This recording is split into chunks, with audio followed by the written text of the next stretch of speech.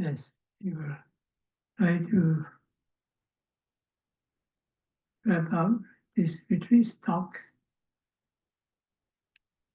at night.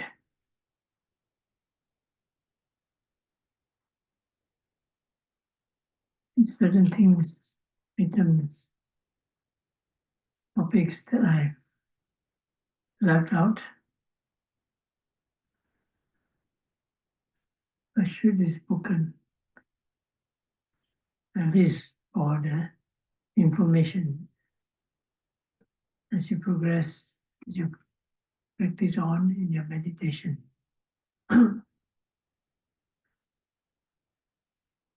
Is you practice long enough, unavoidable.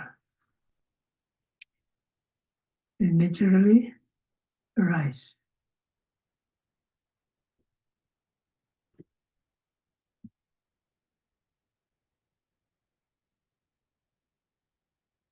This usually comes about after some meditation over a period of time, and the faculties are being developed.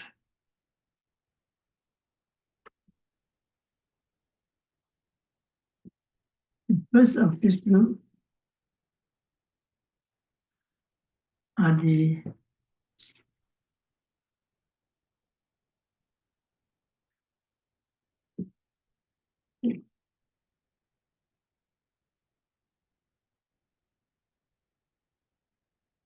tenth upaklesa, vipassana upaklesa, and the 10 defilements of insight.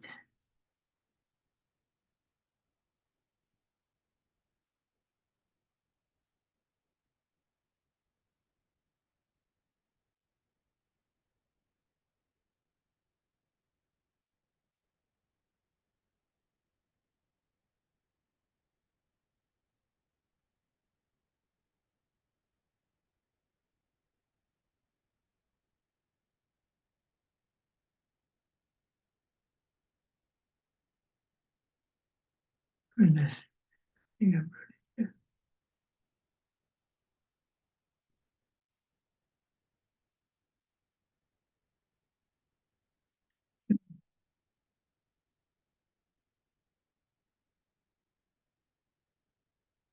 Yes.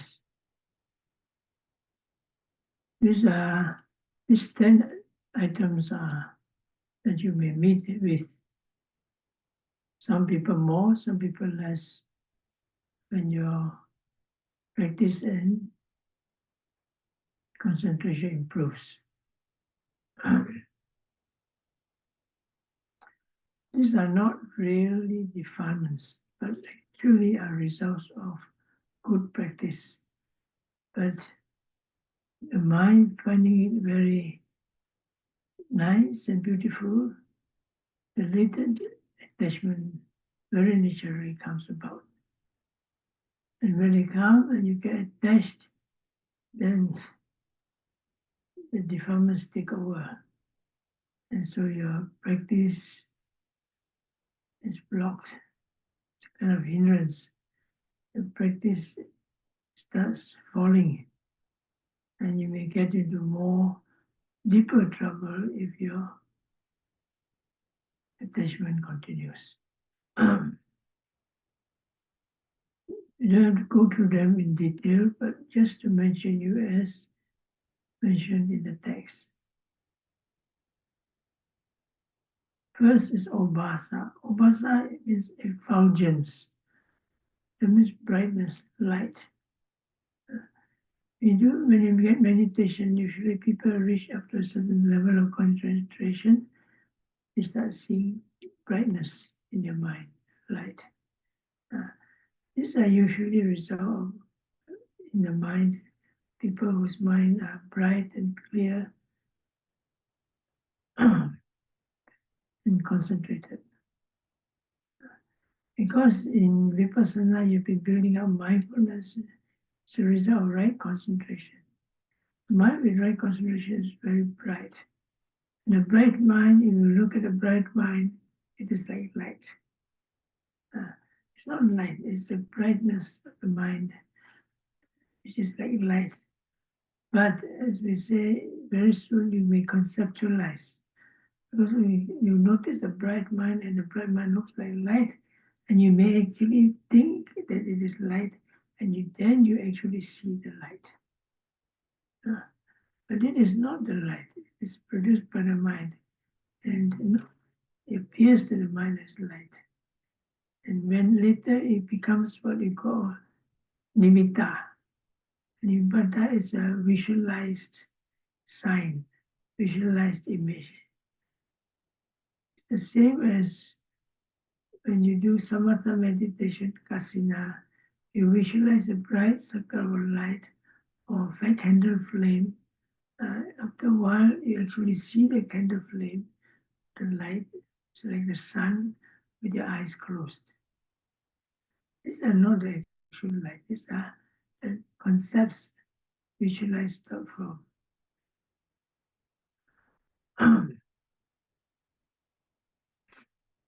And people get very attached to it. The attachment goes in three ways, as the Visuddhimagga describes. First, as just craving. It's so nice. You cling on to it because your joy arises, peace arises, and all those things. And so you cling on the light. And later you include into what you call as mana. Mana is pride, egocentrism, because wow, my meditation is now so good. I feel great. So I am a big time meditator. So what happens when you big time meditator? The craving increases, the ego increases, and you're just waiting for downfall. Because when people try to tell you something, teacher tell you something, don't try to attach to these things. They're impermanent and you cling to them, you get obsessed. What does this teacher know? Our experiences, he only talk. So because when people have pride, it's like that, they cannot accept criticism. And so they go from deeper and deeper into delusion. Fortunately, it does not go so quickly, but sometimes it does. And if over a long period of time, you can become called sick, mentally sick, especially some people are more prone to attachment to psychic powers. When they see light, usually they see things in the light. Yeah. Oh, this light is very bright. And what do I see inside the light? And one person told me when he looks into the light, he saw a curtain of bamboo. And the curtain of bamboo is, it teases the mind, teases you, makes you, and you start going further and further. And suddenly inside he saw a basket. And in the basket, there was a baby. So he looked further and further, and what happened? I know this baby. This baby is me. The story goes on. That means this is quite uh, went away from his actually meditation object to seeing things.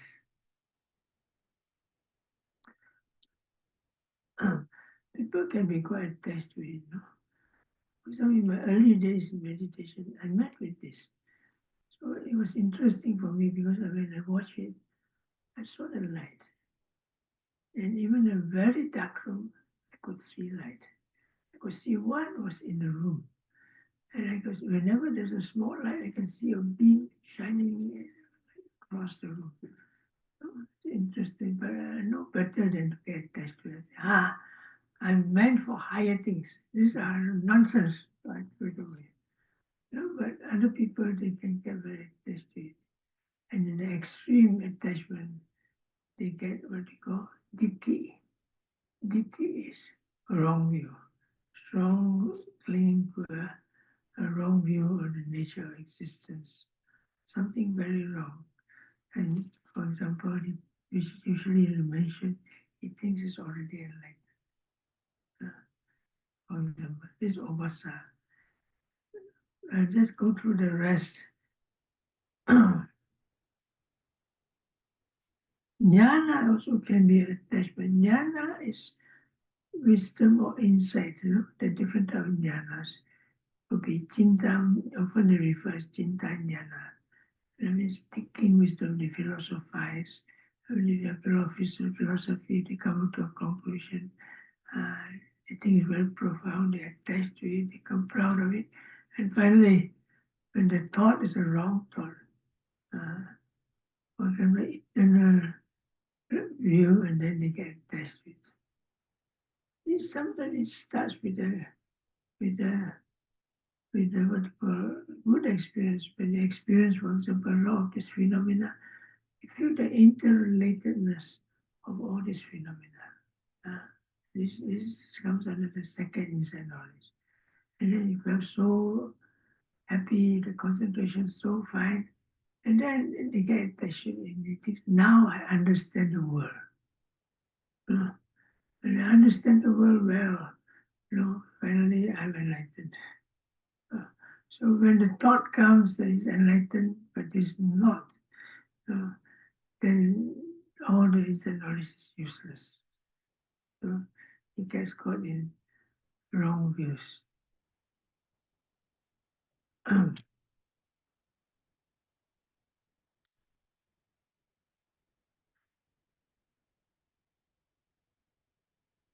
Even the people who have this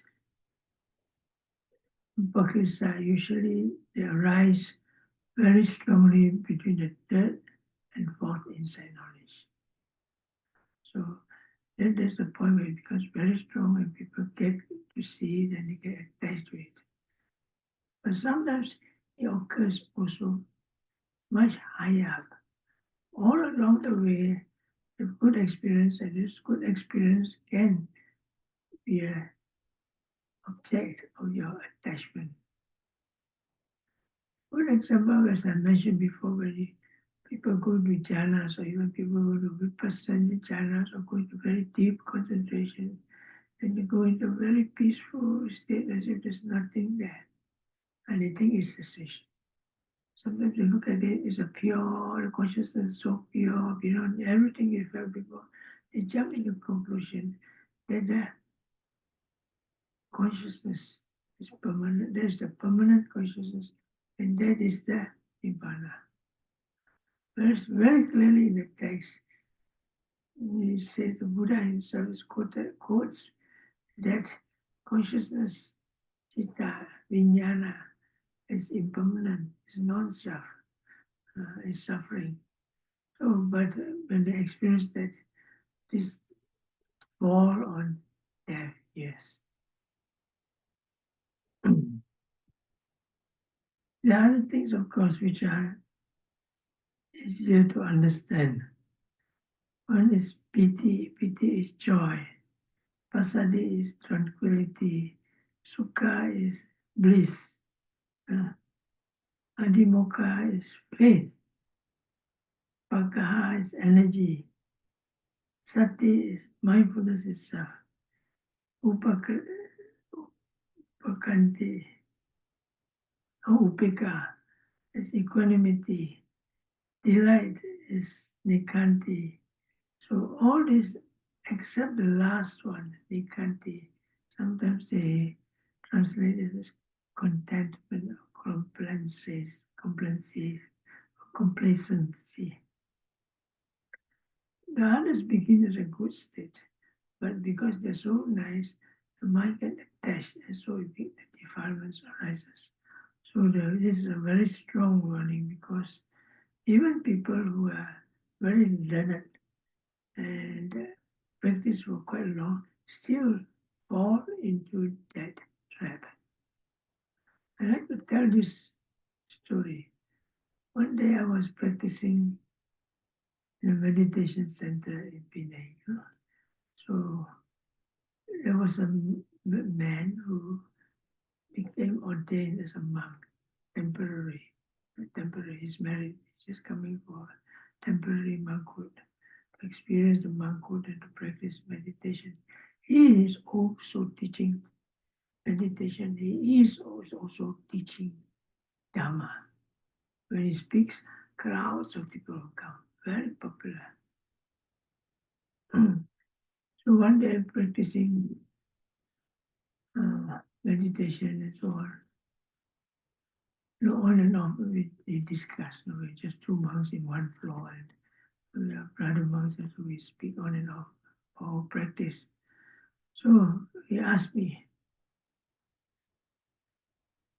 soon I'll be going back home, and I will have to live with my wife. What advice would you give me? No, I'm not married. He asked me questions for marriage. Anyway, I can tell you, when you see your wife and you sleep with your wife, imagine that she's a dead body, a corpse. You're sleeping with a corpse, okay? That shook him up. Suddenly he shook up. And what happened? Then next morning I saw him laughing. Ho, ho, ho, ho, ho. I said, what's so funny? He says, I've been preaching things that I don't practice. Why? Because just before that, he was practicing and he thought he was enlightened. He was an arahant. Because his mindfulness becomes so strong that he wouldn't fade. Because he heard that he read the arahant as a perfect mindfulness and it doesn't fade. So day by day he was practicing and the mindfulness was perfect. He doesn't even try to be mindful, it's mindful. But after he heard me say that you sleep with your wife as if your wife's dead, that shook him up, and suddenly all his mindfulness was gone. Just a bit of shock, and then he's gone. But before that, the attachment was there. And once I asked my teacher, how do you do with such people? He told me a story. There was one lady in Thailand, she's a Thai teacher, and she was meditating until she is so attached to the state that she doesn't move from the state. She just sit in her room and that's it. The problem is you urinate and she shit there also. Yeah. She forgot, she just sit there, it was so peaceful, and the urine and shit all come out, she doesn't know, and she doesn't care. So they quickly called my teacher up and she went there. So what do you do? He said, make her angry. Not her or anything, just get her angry because attachment and anger cannot come together. Another case, he said that he was teaching meditation to old nun. And the old nun afterwards started crying. This is because of pity, joy. Joy shed tears, so tears of joy. So she was crying and crying, crying, couldn't stop. So he made a comment to her. My dear nun, old nun, in all my life, I haven't seen a nun cry so much. He was being sarcastic. And suddenly she woke up, speaking fun of me. Oh. She stopped. These are some cases, these are easier cases, but sometimes they're very stubborn.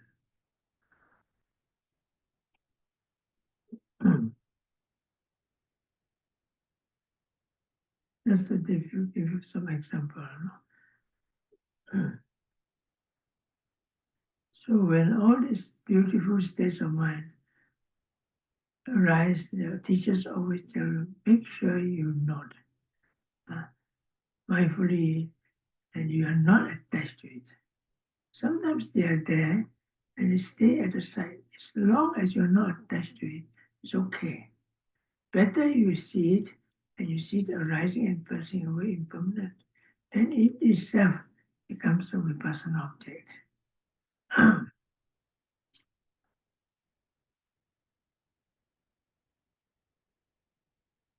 Another thing I want to mention regarding this progressive insight practice for people who has been practiced for some time, and I think they would need to know be informed of, because when this arises, it can be quite subtle, and sometimes the teachers don't really tell you much because maybe communication, maybe they themselves has no experience before, whatever.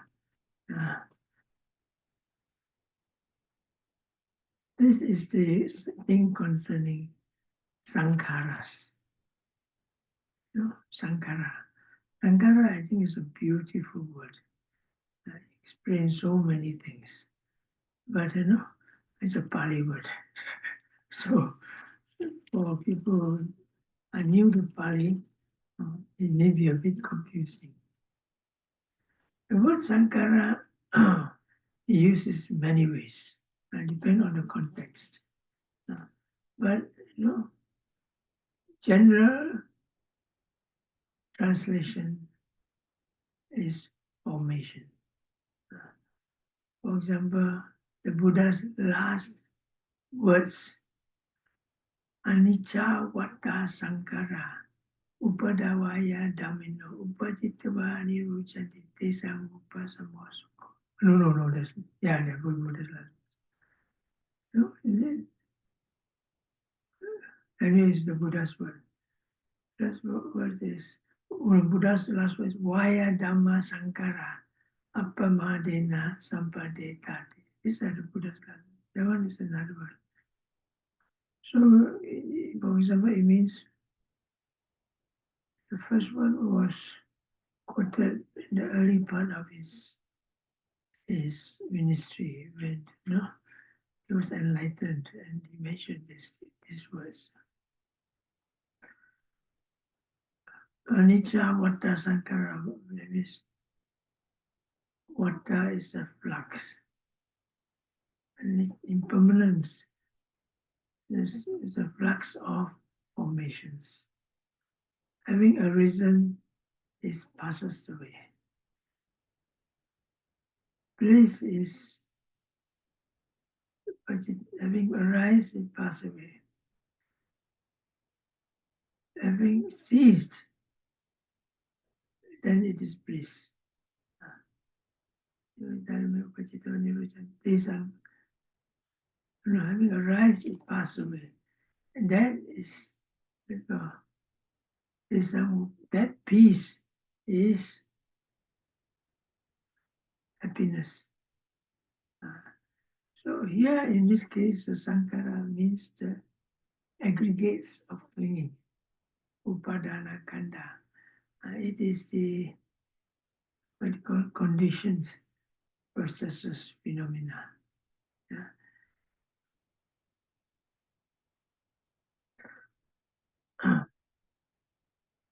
Now they have other definite Sankara. Another notable one is Sankara Kanda. It means the aggregate of clinging of formations. And this has a somewhat distinct meaning. That is the aggregate of formations. This aggregate of formations include the 52 mental states. The 52 mental states. The 52 mental states, the 7 universals, 13 particulars, 14 akusala, and so on, or 58 mental states. Taken out from this 52 is Vedana and Sanya. Vedana feelings already include in the feeling aggregate. Sanya perceptions included in the Sanya perception. So the remaining 50 belongs to the Sankara Kanda. But do not forget, the chief of this Kanda is the Cetana. Cetana is a volition, the creator, volition that creates. So the volition, sometimes they translate Sankara Kanda as volitional activities. It's correct. But when I first read it, this is very strange, because my English is not so used to these type of translations. But it's actually the mind that creates the karma. Chetana Bhikkhave karma. Volition is karma. The karma is the creation of this kind of karmic results and existence of the existence. So that is also called Sankara. Some other things like when you talk Abhisankara. Abhisankara means, especially means the volitions in the creation of existence. But generally when you talk of Sankaras, it means one translator used compounded. It means many things put together. It's not one thing, but many things put together. Compound, an element, a compound, compounded things, so formations. I would like to think of it like, Lego. Lego you put together and you form something. It is something in that sense, kind of creation. So Sankara is like that. So, but it's used in other ways. I was saying that when I talk about the 5 days, the 5 days in terms of contemplation is spoken in terms of Vedana, Kaya, which is materiality, and consciousness. But they seldom mention the other two, because they are more abstruse. And people, I don't know why people do explain. I do explain, but not all the time. You don't have time, I don't explain. I leave it up to you to find out. Homework.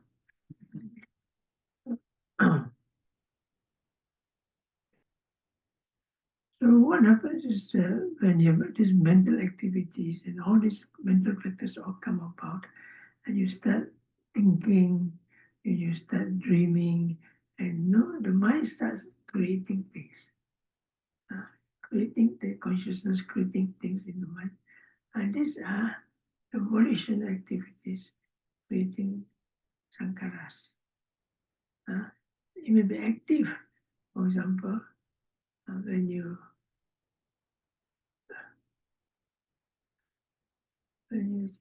going to retire, when you're going to retire, early retirement is the best thing. You know why? Many people, when they go to meditate, a lot of thinking, and think for some time, and then they settle down and they meditate. And one day somebody came, meditation was fantastic. She doesn't think so much anymore. She could meditate, she could pray, everything. I said, your meditation is fantastic. Yeah, I said, no, actually I miss it. Did you just retire? Yeah, I just retired. So you see how much the thing is bothering the mind, they have been meditating, but they've always been harassed by all these habitual thoughts. They're always creating what am I going to do, what am I going to do when I retire, how am I going to go, and have all those plans.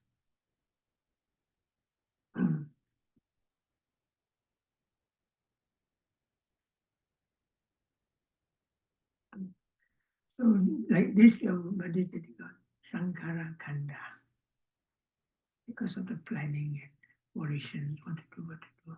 That is Sankara Kanda. But when you just say Sankara itself, it refers all the aggregates together, except for the Nibbana, all the aggregates together. Because this happens from the, this I have to explain a bit, because you may come across it and be confused. Because when you meditate, rising, falling, sitting, touching. And this especially concerns the cloud method. For example, the sitting, touching sensations. There's so many processes of sensation coming and going. And when you watch the rising, falling, you find the rising, falling, coming and going in different ways. So when you watch it, it's the mass. At first, you can't see very clearly, so not so mindfulness anyway. But when your concentration becomes sensitive and you feel the sensations clearly, then, for example, when your mind is not so focused, you watch it in the area, and you find that all the sensations come out, like vibrations, like spasms, like pulses. At the beginning, you try to watch the sensation, hard, soft, and you fall asleep. Because your mind is not sensitive, but when your mind is very sensitive and you feel, and there are a lot of processes and sensations going all over. When all the sensations become clear, concepts become recede the background. That means you don't see the body form anymore. You see the concepts. The people put their hand and they feel the sensation of touch very clearly. They don't feel the feelings, the fingers. It's just a blob of sensations changing. Yeah. And it is still okay. You're watching sensations changing. But you're not careful, it develops into a concept, a nimitta. Right? For example, you was rising, falling. Today, the other day, someone telling me, he was rising, falling, or in and out, in and out. And suddenly you feel that it takes a form of a line. Someone knows, you know. You feel the line, and the line is a very straight line. At first, it's not clear. It moves from one point down, and after that, you see the line very clear, like a bright line. That is already formed to a nimitta, because as if you can see it with your eyes. And so when you see that forms into a line and you're not careful, you have a slight thought, it's a pencil. Then it becomes a pencil. Then immediately, according to him, a lady was sitting there and took the pencil. See, a pencil, I'm going to write with my pencil. And then the whole thing is become averted. Very similarly, I often hear people rising, falling. Afterwards, they feel that it's like water. After that, you see ducks and people swimming in there. It's called overboard. Another good example is people rising, falling. It occurs more with housewives, making kueh, kneading the flour to make cakes down. Because it feels like that. The animals feels like that. And so, but you see, between there and that, there is a range. From the real experience, direct experience, the mind conceptualizes. It's a natural process of conceptualize until it becomes a strict nimitta concept, not different from the type of object you find in samatha, but then you're already way out. And if you watch it with craving, and then you really way out. And so, now what concerns me is the in between. The in between, the one part it is some of these conceptual developments are not visual. They're not visualized things. They are concepts, but not visualized concepts like actual nimittas. And some are what they call actual realities. So my general advice is if you see a clear shape or color, even though it may be changing, danger. you're approaching the thin red line. Always going back to the actual moment of experience. I was saying, like, you take a pencil and you draw, you see the vibration going round, round, round, and you watch a point, just follow round, round, round. No? The circle is concept.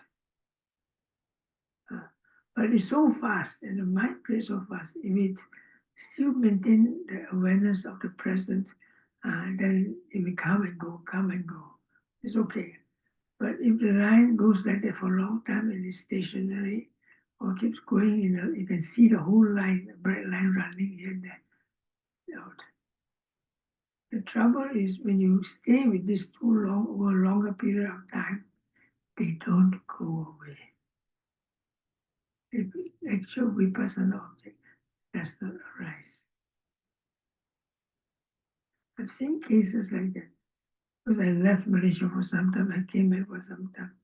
Then somebody came to me with this question. Then what happened? Then the Sayadaw asked me to ask you to explain. He doesn't, he thinks it's wrong. Because his communication is English is not so good, no? Some of these people speak Chinese, no? It's Mandarin. So I said, are you okay? You come, I can see if I can do anything for you. No promises, no guarantees. But when I see her, I put her through some tests. You see, what that is a concept of actual, because what you see is something very fast moving, with a strong vibration. You do get that type of things in actual personal experience. But to get that for 5, 10 years and nothing happens becomes a great question mark. You walk on the road, you should reach somewhere. You walk on the road, you see the same thing round and round, you're not getting anywhere. All right? That's our logic. So finally it will become very clear that it's not. And because it's so strong, it's difficult for us to remove. The moment I close the eyes, and sometimes come with sound, no, it's not personal experience. It's samatha experience. It's not even really samatha object. Samatha object get refined and go to jhanas. This is just an object, a conceptual object. And so far I managed to change half. It means usually half the time, in 1 hour she go into concentration. 1 hour she probably in there. And she cannot do anything about it. So I managed to change half an hour. Slowly. Not easy. And as you go further and you try to change the other half, it becomes more difficult. I won't go into the details, but that's why, and this is not the only case. When I mentioned this, a number of the yogis, because I haven't been to Malaysia or something, and many of them I have not met before. Oh, Bhante, he says, thank you very much. I'm also one of those people. They cannot be blamed because it seems so natural.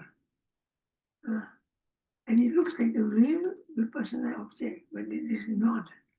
You see a colored light with a pattern blinking to you, then of course you know clearly, but this is not like that. It's not based on a visual form.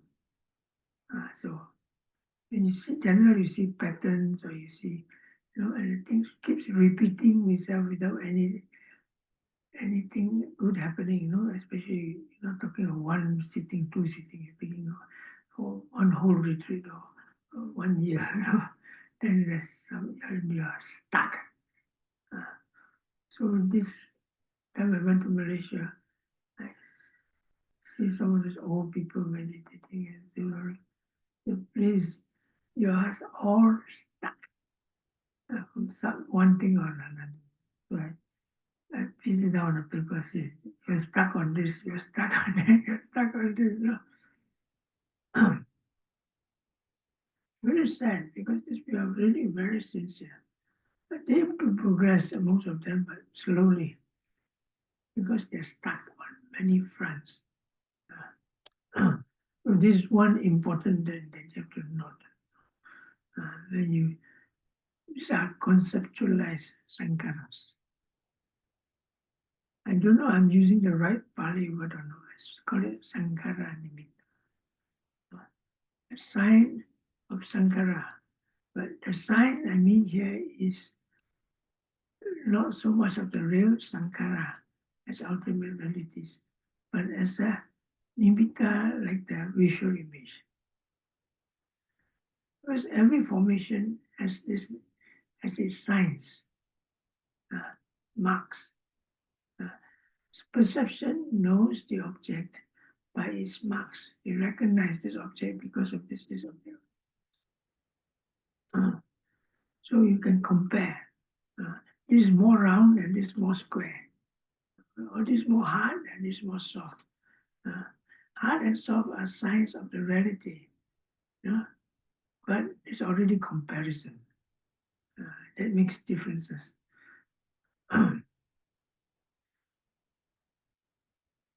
In this regard, I have something interesting to note. One day, in my experience, not my experience, in my experience with Upandita, Sadhu Pandita, he was explaining to me the different aspects of Nibbana.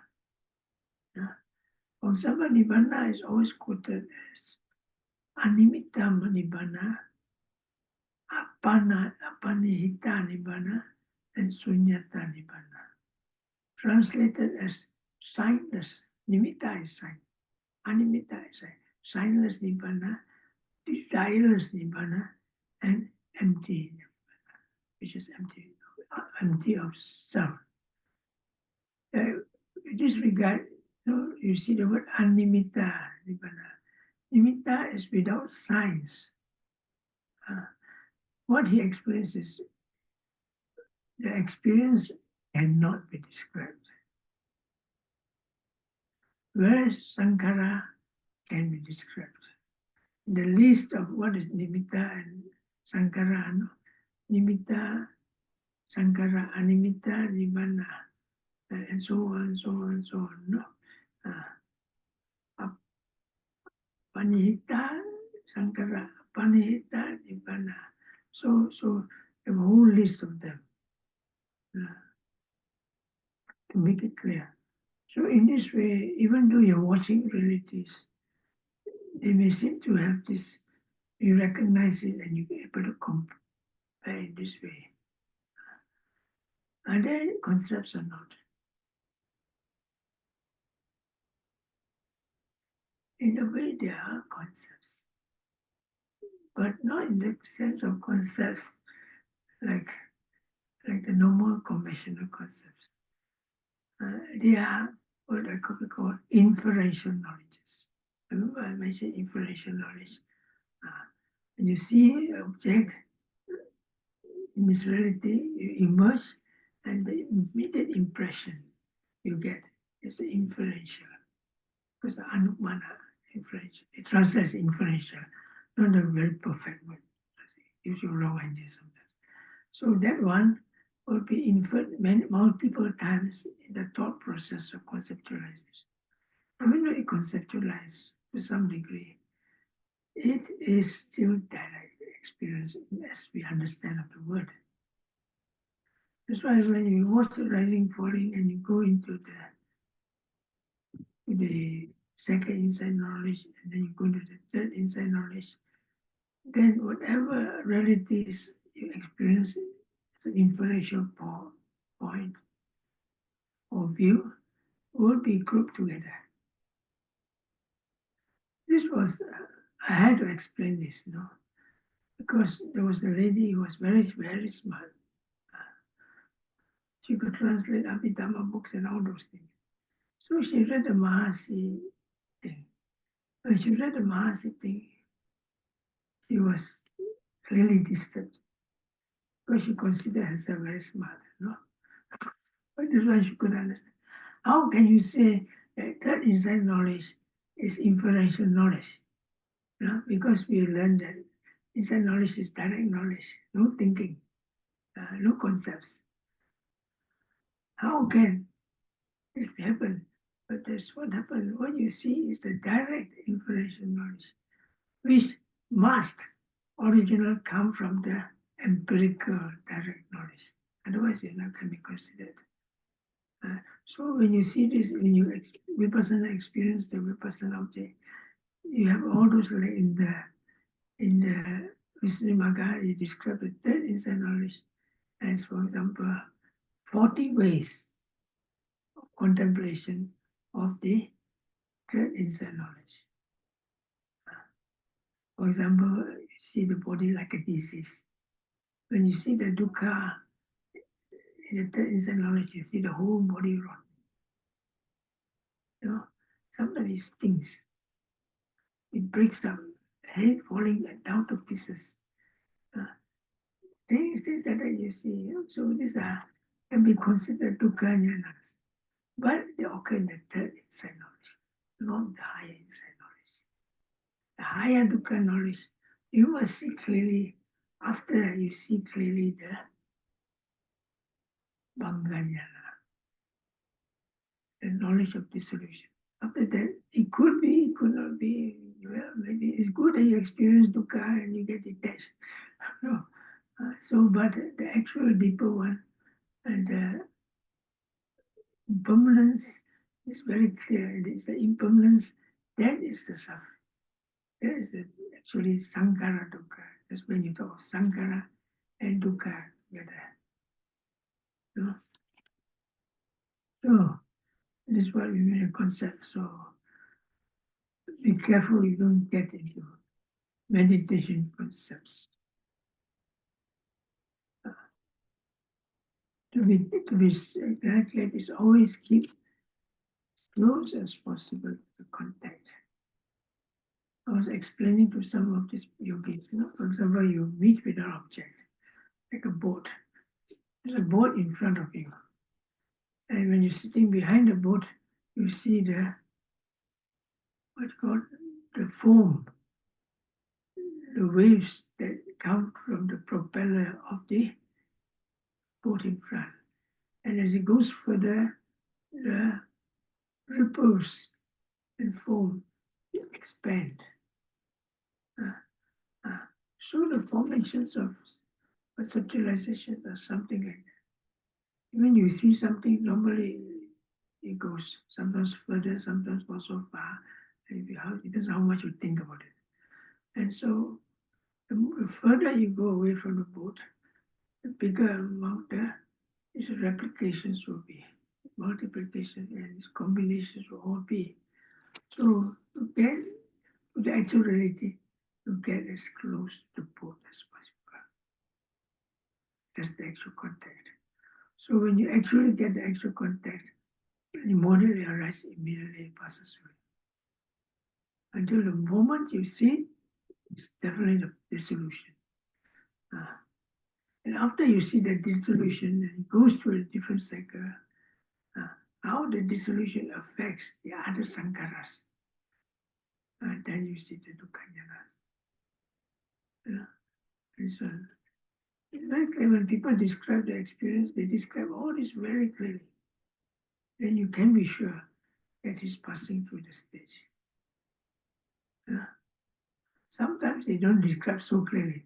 Maybe yes, maybe no, but that's not my problem. My problem is I make sure that you practice in a way that you keep progressing. And I give you the direction of progress. In the exposition of the Nyanzin, the progress of insight, it's clearly said that Mahasi does not allow these monks to confirm whether they have reached the sanctity or not. You only lay down the cards and say, you judge for yourself. I heard this very well said. Guess where? In the immigration office.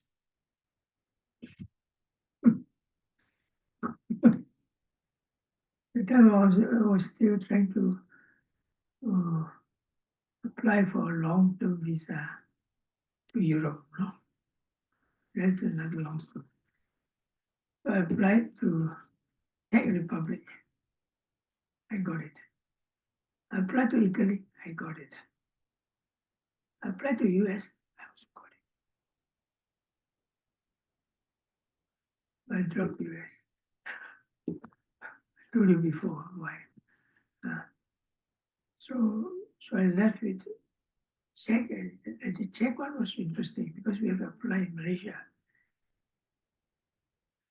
And the lady at the office, not the ambassador, the lady, one of the secretaries, she was very kind. She does everything. She says, "Sir, uh, we don't guarantee the application is successful. We are merely facilitators." So I say the same with you. We don't guarantee that you get into Nibbana. We are only facilitators.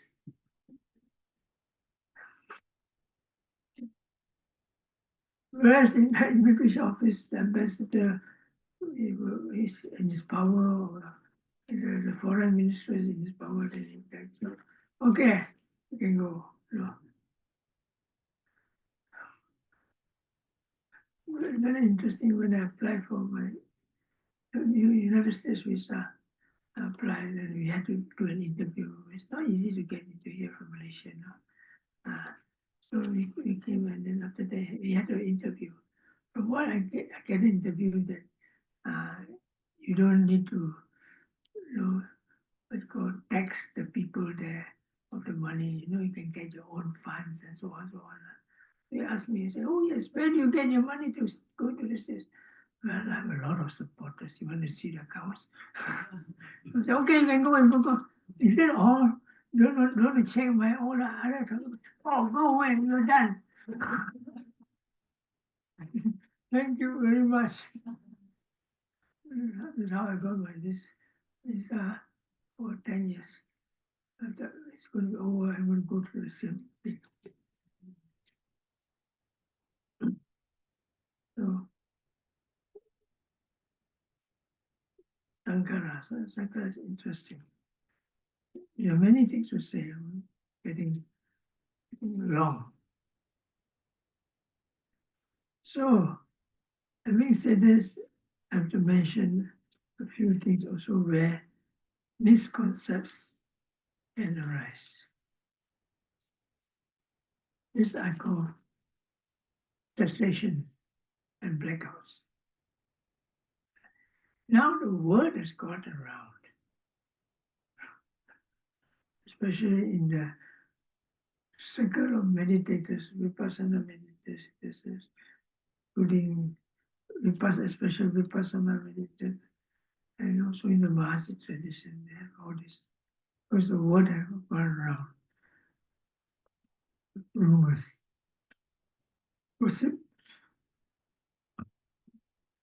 Some people eavesdrop on other people's interviews.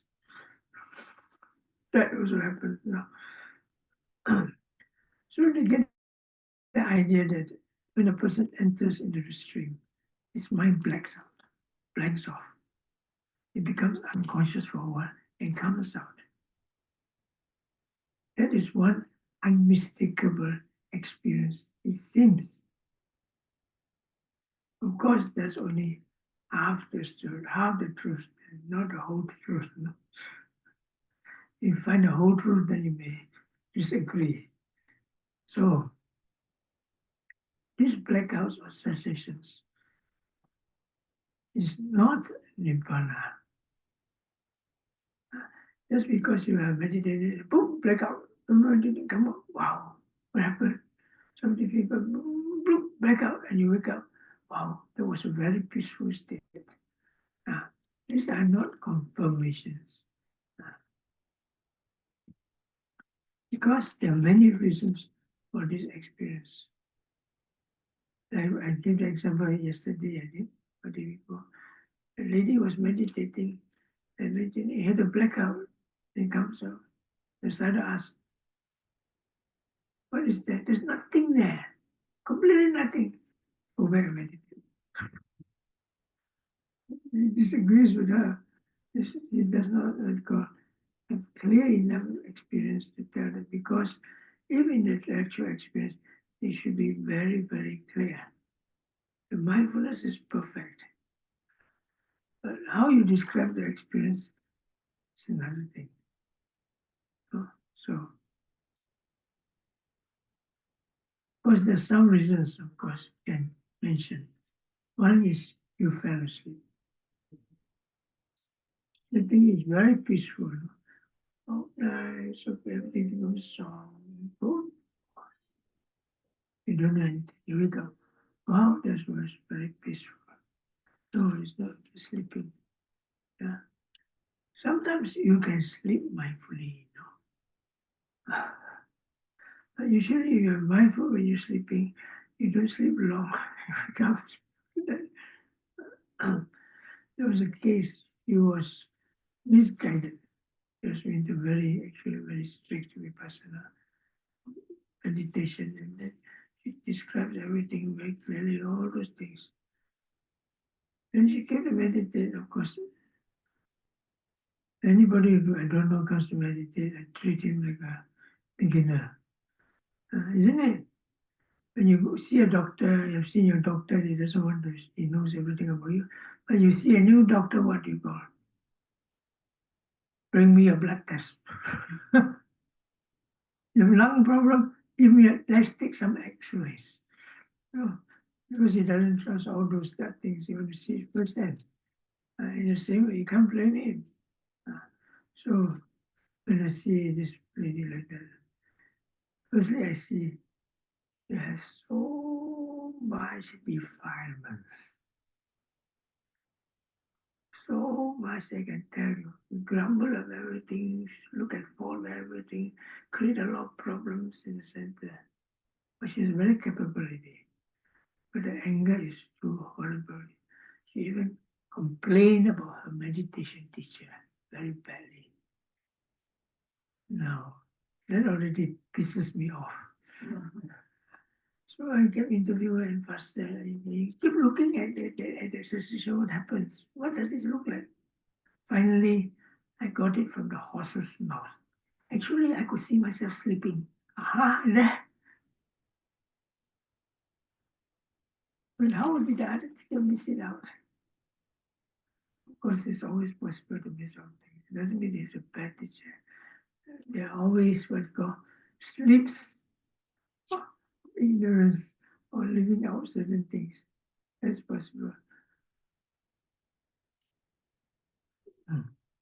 So of course, there are many things like a blank state of mind. Another common blank state of mind is the mind just gets deluded. Delusion is a blank state of mind.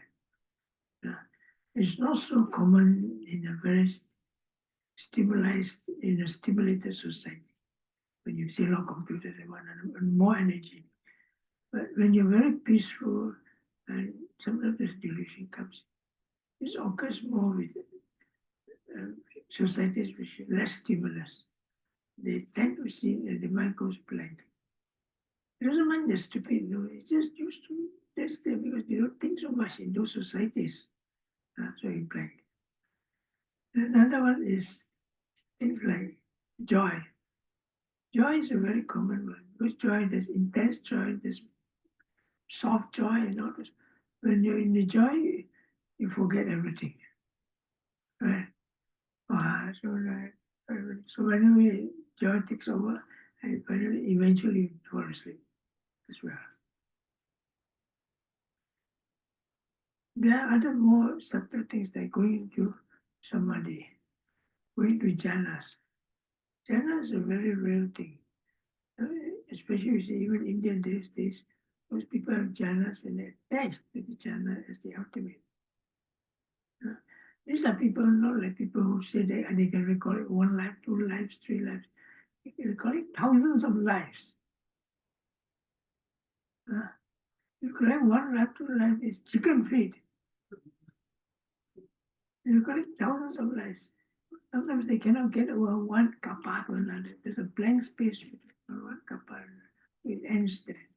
They We say that's the ultimate. Yeah, recollect 1,000 past life, you recollect one life. Who are you? Yeah. So you see, so it's very subtle.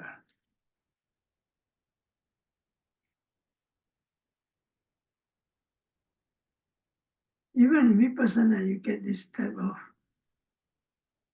wrong attachment, jnana.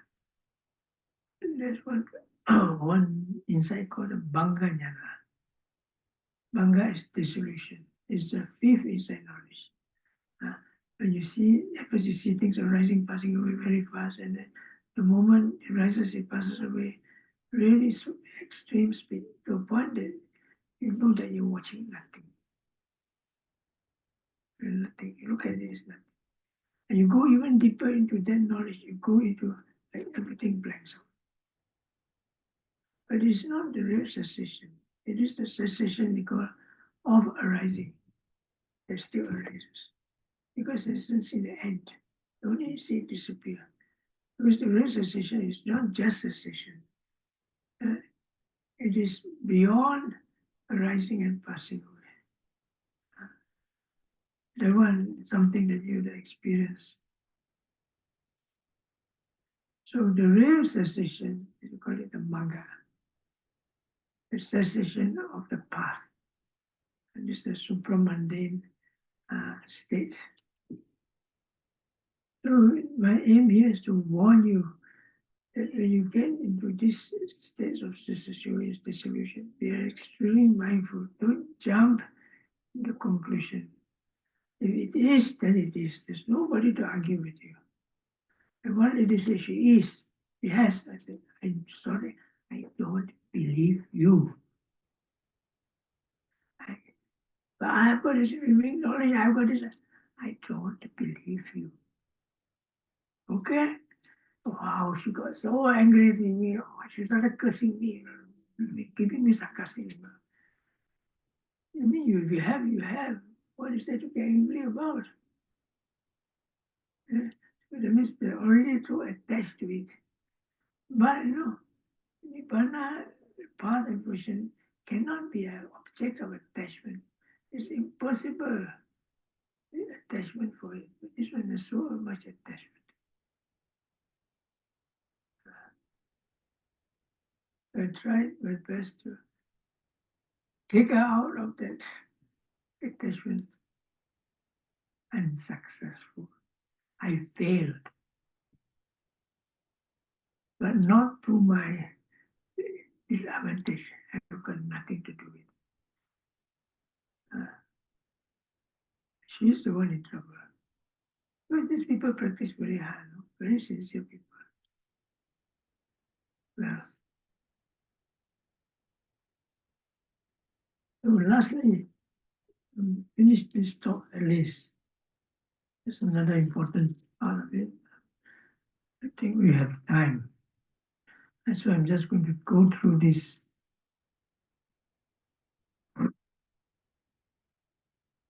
thing.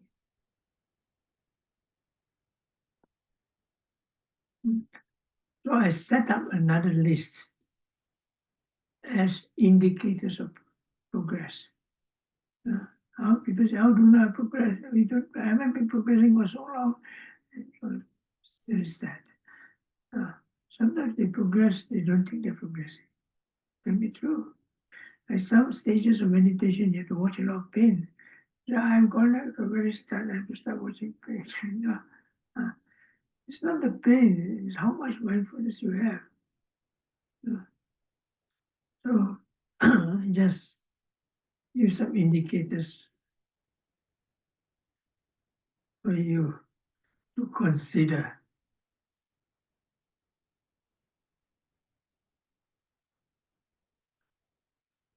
Number one,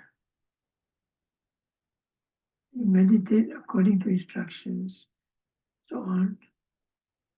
You come across new experiences you have never met before. That's number one. But having new experiences means that something is going on in your meditation. Something is being developed. You're doing things the right way, you should be developing the right way. You're watching the right path, You're going along the path to Nibbana. Is it so?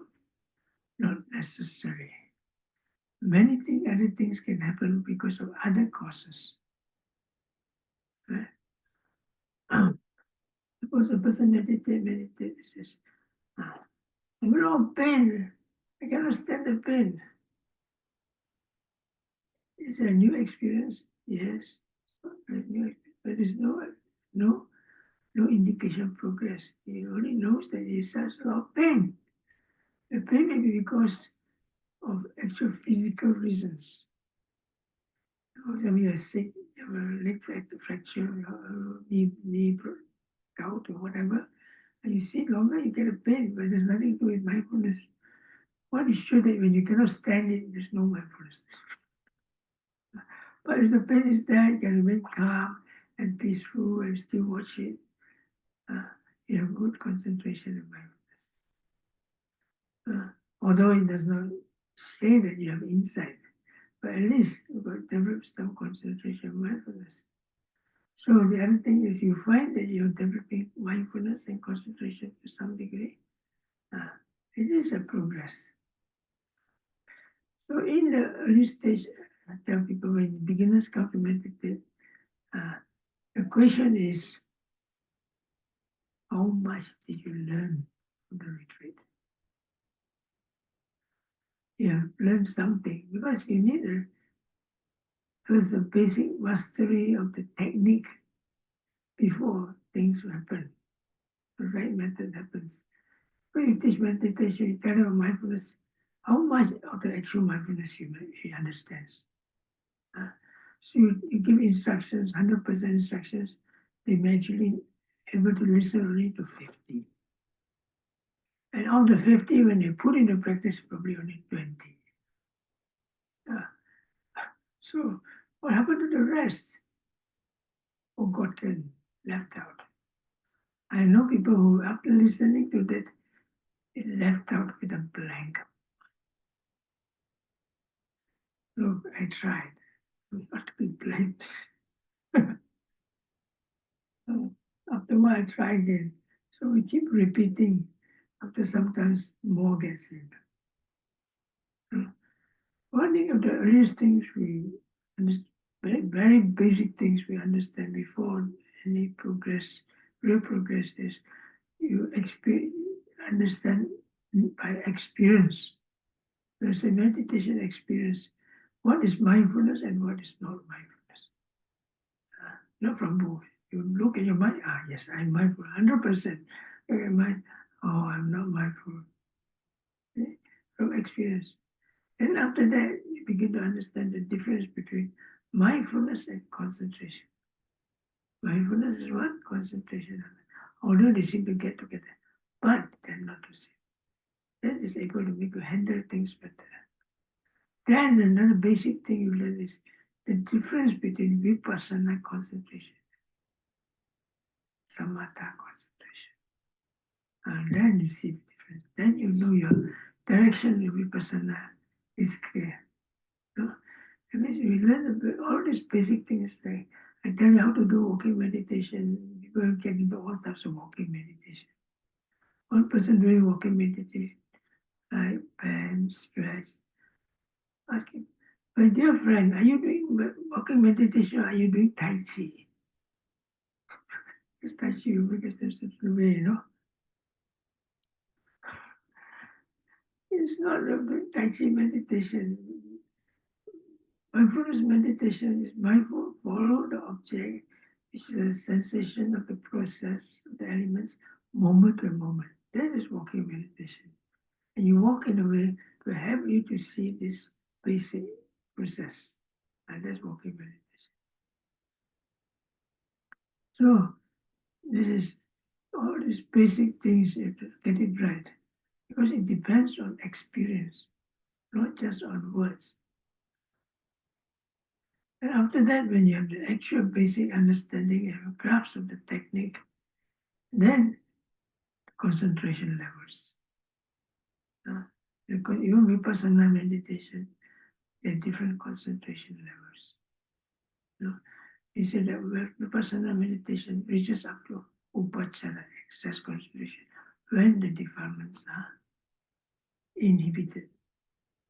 But Upachara Samadhi is a range itself. It can be quite a big range. For example, you watch the point of a sensation.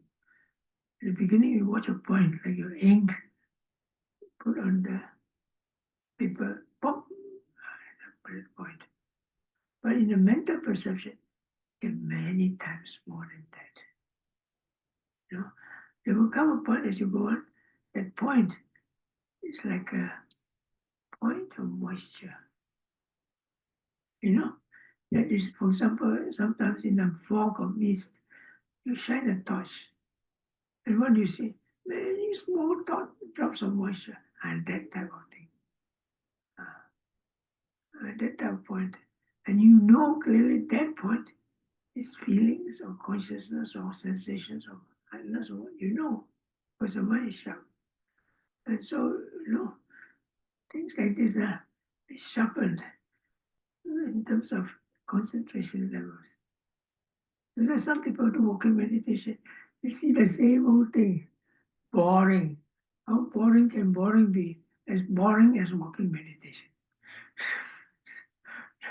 Why? Because they're only at that level. They don't go further. And the thing is, when your concentration deepens, then you've gone into a different level of awareness, like a different magnification.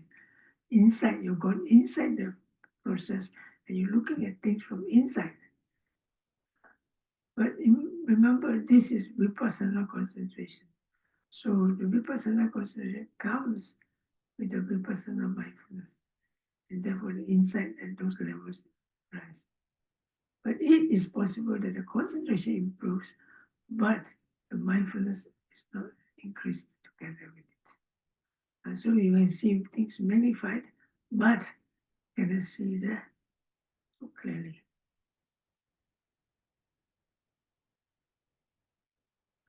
So once you generally know how to get into concentration, how to get into vipassana concentration, okay, good. But still, there are many ways to improve. One thing is that you discover increasing variations of methodology. In the beginning, it's like, you're going to one point, starting point, after that, you go to good concentration, everything quiet, you watch your rising ball, everything, so on, so on, so on. And then there's a phase in between where you struggle. Yeah. Thinking, rising ball, thinking, sleeping, so you have it's quite a struggle. Sometimes you struggle until the last 5 minutes. At least it has arrived at this stage. It's time to get out. So, but sorry for using this expression. There are more than one ways to skin a cat. You know the expression? There's one but more ways to kill a cat. Put it very bluntly. So there are more than one ways to go through. We give you the conditions, how you do it, the method, and so on, of course. But there are other things that can be taken into account of. For example, somebody the other day asked me how to quickly, like in daily life, get from point A to point B. For me, it's very simple. For me, let's say I count, I do three labeling: rising, relax, falling, relax, rising, relax, falling, relax. You do it for 1 to 5, 1 to 10. And after that, I go, let go, detach, let go, detach, 1 to 10. And after that, I go, then in the time you have mindfulness, then you peaceful one, peaceful two, peaceful. Then the mind goes, when the mind goes to peace, and one partner pop. Takes 5 minutes. And you be mindful all this stuff, it takes 10 minutes. 50 minutes is already a bit long. Of course, this is one way I use. There are many ways that, for example, I use this and do some recollections. Recollections of the Buddha. It's Buddha no Sati. Buddha no Sati, if you get used to it, you have a lot of faith, and it is like a deleting, a tape that deletes. Remember last time you had those tape recorders, you want to retape the record again, you have to cancel everything. That is like cancelling everything. So when people used to do it, they put that Itipiso Bhagavaram Samma Sambuddho Vidya Charano Samtano Vigato. It's a kind something. Because I was ingrained in that something for long, many years. So after going through 5 minutes, the mind is completely clear. Okay, now I can start quickly with the personal. Otherwise, we thinking, tug of war, no?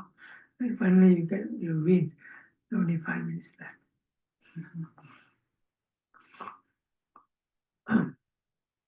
Then a very effective method is recollection of peace. This is very brings you deep into vipassana.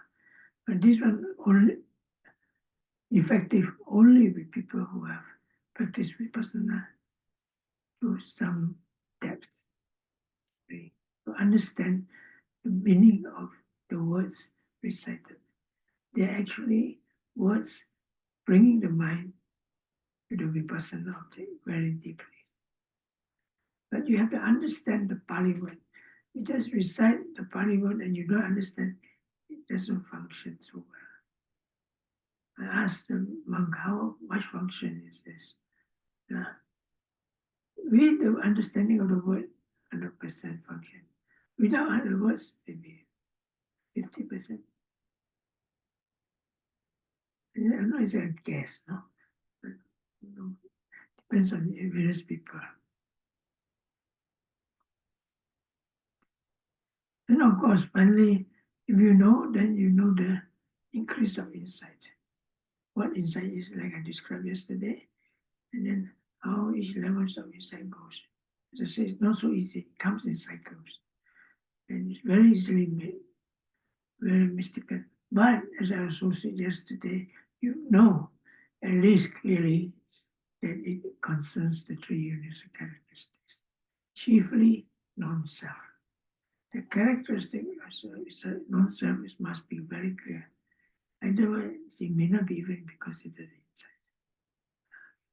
So the non-self is clear, then other impermanences. So when you go along the path of progress, these three characteristics are always there to a greater or lesser degree. But you go further up, they're more significant, sharper, and which brings us to the important, very important aspect of progress, purification. These are the 7 purifications. It's a functional description of the insight knowledges in these levels. Purification of morality, purification of consciousness, purification of view, purification of overcoming doubt, purification of what is doubt, what is path and not path, purification by the progress of the path, and purification of freedom and knowledge. So this is stepwise. And you find that things that we mentioned that once I asked, what is the right attitude for yogi? He gave it some thought and he said, purification. You want the right attitude, he would suggest purification. Because the purpose of insight is purification. The function of insight is purification, and that results in freedom. The chains that bind, this is the defilements. Insight unravels the chains that binds. And the result of it is purification, and is freedom. That is called vimutti, freedom, liberation. Um,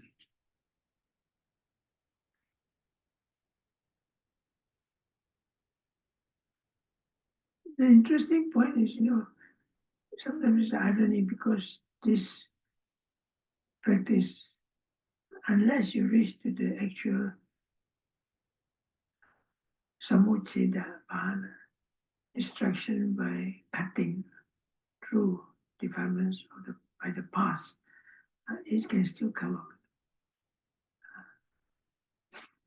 So that's why you see it's very ironical that some people have been practicing so long and they can still fall to big attachments, wrong views even. Obviously, it's not good enough.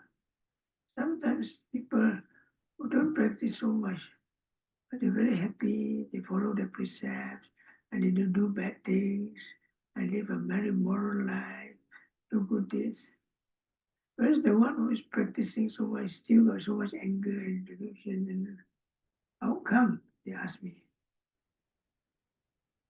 That this yogi is supposed to be so hard practicing and she gets so very good results. How is it she can be so angry and so much craving for power and all this? How do you answer? And I said, it would be worse if she didn't practice. So you should be glad she's practicing, nonetheless. The defilements are different with different people. They come with accumulations. Some people, depending on the karma, depending on the past, their defilements sometimes more strong, some less. There are some people more attachments, defilement. Some people more anger defilement, some people more delusion people, but usually they're all mixed up. So a person who has a lot of interest to practice and has a very sharp mind, but not enough to cut the defilements, they can practice and they progress. But the moment they don't progress, they all the devils will come out from her. So we say, whereas the other one, even though the practice so much, not defilements doesn't have so much. So she seems quite happy and peaceful and get along with everybody. It doesn't mean she's smart, no. Doesn't mean she's bad. If if pushed or cornered to a certain point, then the worst taking will come out of a person. No. But this fellow very quiet, do everything, don't complain. Then suddenly you see, he went around, this happens in yes, taking a machine gun and blah, blah, blah, kill everybody in the school. Some people killed the workmates. And I still remember he was actually very quiet and smart and everybody liked him. But I didn't know that he actually hated everybody. That's a psychological case, no? People who are psychological cases, often they don't tell you, no? And a lot of people with psychological cases are psychotherapists. Because there are problems in the mind, so they go to psychotherapy and try to heal themselves. I'm not saying all are, I know many are. But they are not so bad, but there are problems in the mind. I mean, everybody has problems in the mind. If you are amusing example, one of my students in Europe, she's one of the chief psychotherapists in the country. Long experience, very good. But she mixes a bit with esoteric stuff. That sort of thing. So, she has a lot of trauma in the past because of she was some kind of in the politics and so on. He went against communist regimes and all those things. So one day she went to Asia and then went to this Vietnam and all those things, communist countries to meditate. I go to Vietnam to teach before, so they're all communists there. So, but their faith, there are a lot enough people with faith. So she came back with a trauma. I don't know where she had a trauma. The first trauma she had was she went to Burma or something like that. So socialist Burma was one. And then she came to meditate. She couldn't meditate. She was walking and knocking into cows and bicycles and everything. So I had to slowly teach her the recollection of peace and so on. It works. So sometimes it doesn't work, of course.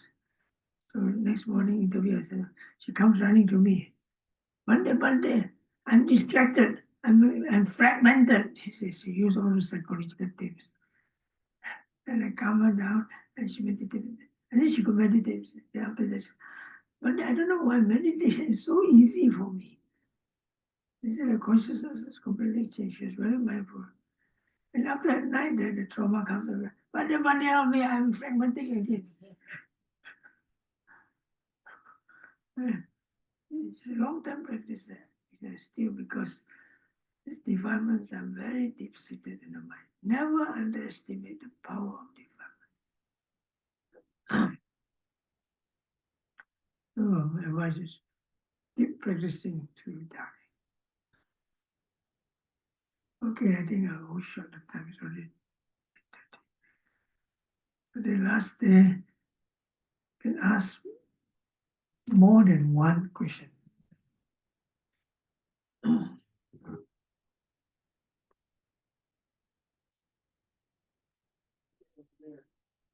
Yes. Would you please repeat? Said you use three things to say rising, Relax, let go, peace. Remember I told you about the three basic qualities of wholesomeness that come with mindfulness: peace, clarity, and softness. You can choose one of them which is most effective for the situation. If something is, you feel your mind is very hard, stiff, and you use softness to soften it. That's more effective. Sometimes the mind is very murky clarity. It is something like an auto-suggestion. But you've experienced these mental states before. Then you can reproduce it by your willpower. You don't know exactly how these mental states are. It acts as a suggestion that still works, but not as efficient as you would have recognized it before as a mental state in your meditation. Yeah, so we see. But usually the most effective for most people is peace.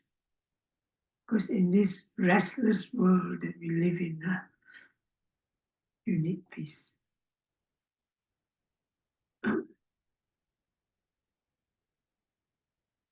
In the actual, when you have this mindfulness, then the other three ABC comes in. Okay, mindful, follow mindfully, observe mindfully, thoroughly. Because continuous mindfulness is as good as concentration. You can say it's a precursor, deeper concentration.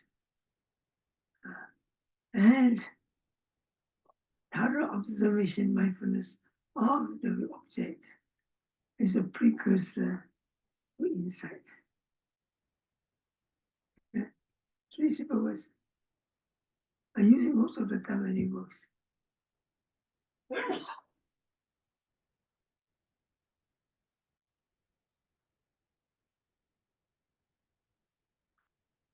Yes, any more questions? Yes. Question about Sankara. You were talking about it earlier today too. And in the sutras, one of the categories of sankara is in and out breathing. And I always found that a little bit awkward because that's one of many bodily functions. It's not really very volitional unless you are deliberately breathing. And as an upadana khanda, it's difficult to see how the habitual mind can take the breathing as In this way, it's actually rupa, is what? rupa, materiality. Okay, so this is a That's why Sankara is used, what I say in the first sense, like Sabbe Sankara Anicca. All formations are impermanent. It comes under that sort of categorization. Except it's not Sabba Sankara, it's Sankara with a kaya, body, which means it rupa, kanda. Yeah, so he refers to that.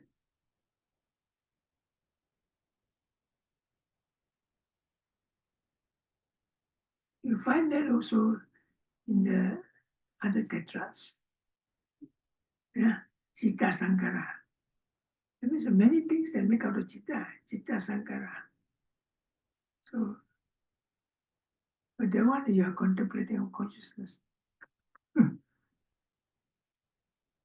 so Sanya and Vedana, in one sense, are included in Sankara. Yes. In other sense, it is not. Yes, only in the categorization of the khandhas. Yeah. But it is, they are all the Legos that make up the box.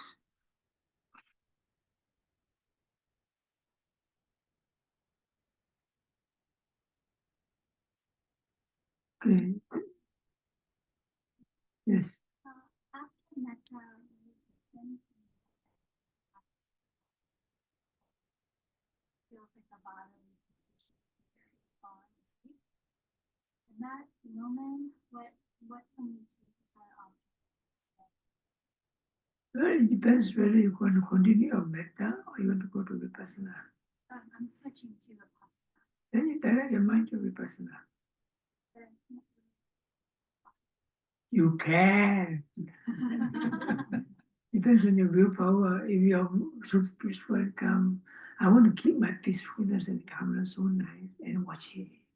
And then you maybe have a little bit of attachment to that.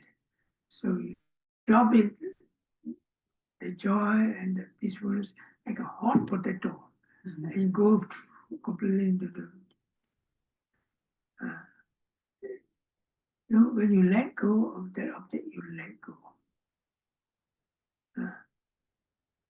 Like another example in the balancing of faculties. This comes with balancing of faculties.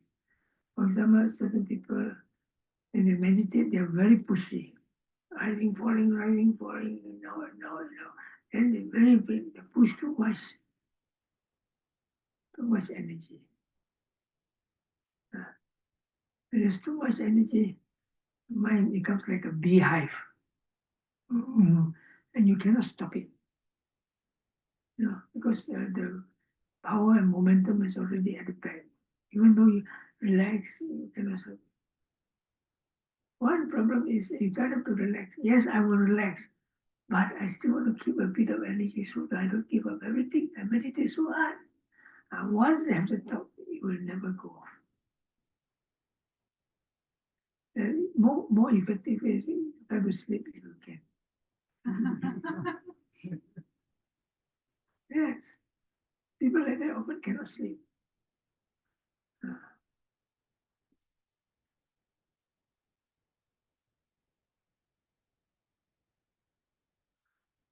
This occurs quite often. People do meditate or some concentration, some any kind of watch the sensation.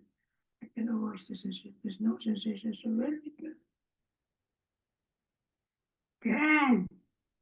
So Malaysian English, cannot, can. The emphasize with the can. This Malaysian English. Stress a point. The mind wants to do it. You can't do it. You just switch. That's why people do samatha vipassana. And people do samatha first, when they go vipassana, difficult. So mind likes to stay in a nice, cool, pleasant place. Vipassana, pain. You know, I told you about a lady, you could sit for days. Fantastic concentration. She does what not Reiki. And then she has the power to heal people. And then she can see all those auras and all those things. So a friend told her, come on, try Vipassana. There's only concentration. So she came. That you must Vipassana, give up all the things, wash pain. Then it comes. The moment you wash the pain becomes a big mountain of pain. Before that, she can see for days. Now she cannot even see a few minutes. Because of her concentration, the pain was so exaggerated. Oh, the other example, classic example to you. This nun, she was a nun. Then she came to Italy to my retreat and meditate. Then after meditating some, she faints. Proud. So I wasn't there the whole time.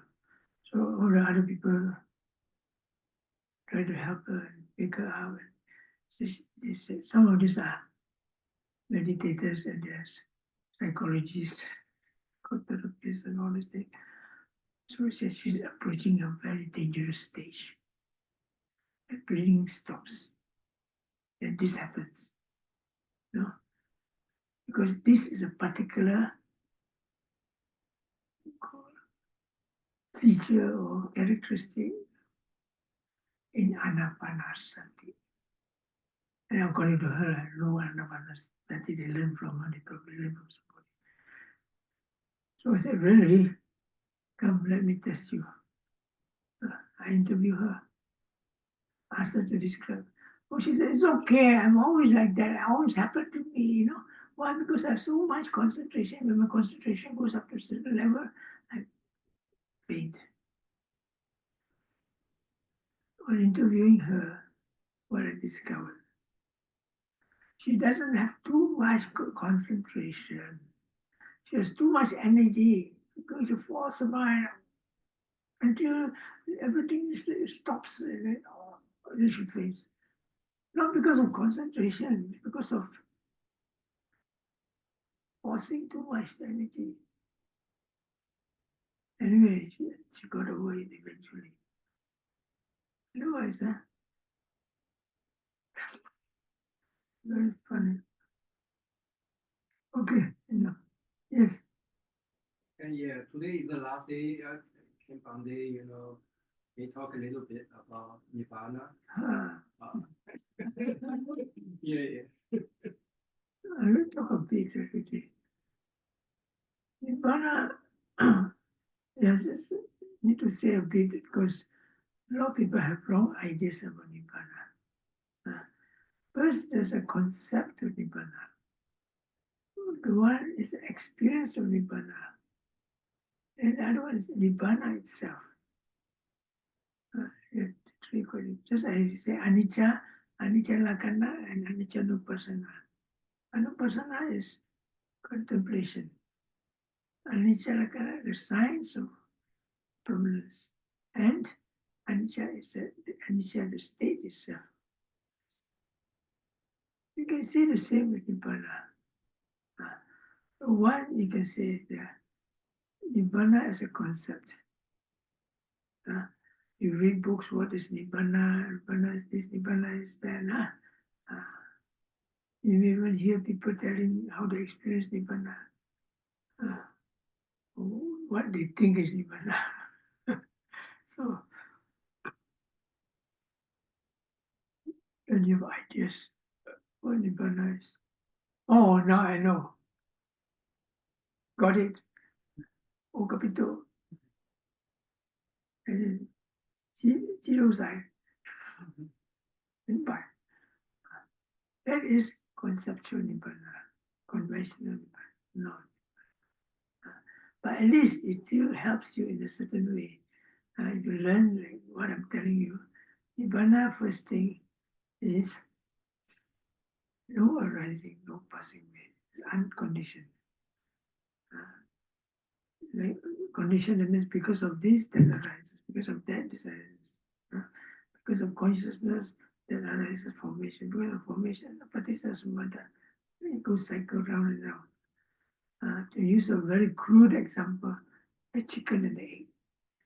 The chicken gives rise to the egg, and the egg gives rise to chicken. So which came first?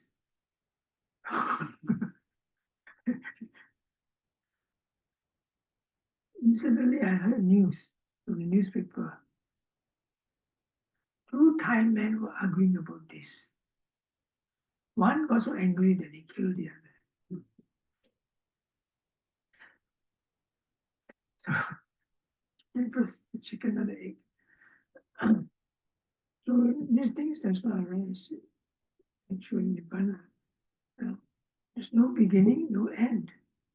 Beginning and middle and end are characteristics of conditioning. It's unconditioned. So, and in a more positive way, we said nibbana is the end of all suffering. It is a negative way. End of all suffering. What suffering? The aggregates, mind and matter. You know, all unconditioned things cease. So,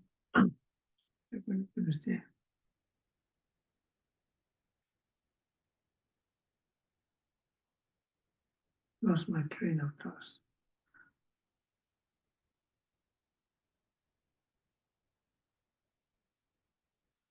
It is what they call a kind of cessation, but not nothing. Positively, they describe it as Santati Lakkhana, the cessation of peace. Nibbana is a characteristic of peace, no cessation of peace. Mistake. Characteristic of peace. In what way is peace? It's peace from the incessant arising and passing away.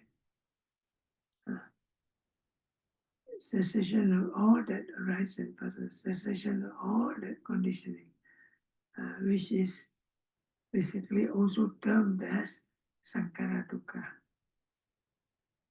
That is Nibbana. So it's a talk of peace, deep peace, but not the peace normally people experience. Meditate very peaceful, sleep very peaceful.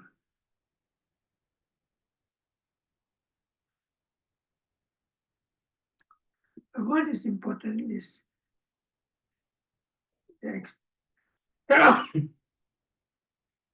what the experience of Nibbana does to you.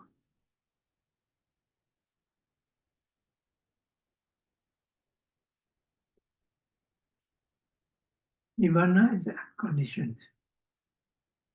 That means nothing can affect Nibbana. But Nibbana can affect all conditioned things. Right?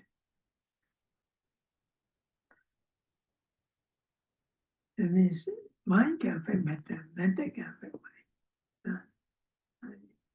You drink a lot of alcohol, you get drunk. Mind is drunk. And suddenly somebody wakes you up, and the waking you up makes you more mindful. So you're waking up. So one condition another. But Nibbana, nothing can condition it. Nothing can move it because it's unconditioned. But it can condition your consciousness.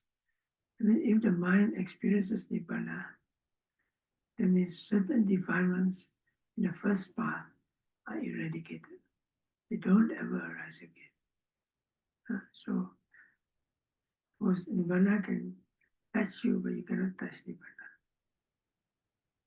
That's one way of explaining Nibbana.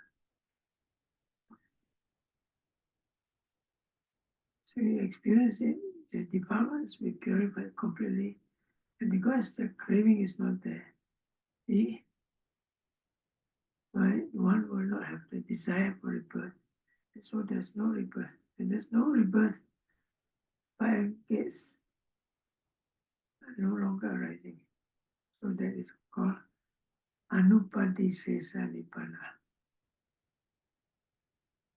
Nibbana without remains. Whereas when you experience Nibbana and you're still alive, it says Saupadisesa Nibbana. Nibbana will still aggregates remaining. But Nibbana is not there. The body is still there. The craving is not there. No matter what you do, try to make him crave. The mind cannot crave anymore. And that's a wonderful thing.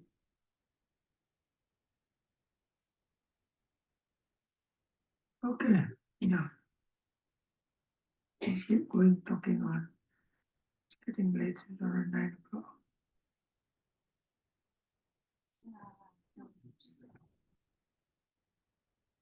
We come back at around 9, 10 or 15, huh? 9, 10 or so. Have a short session. Then tomorrow will end at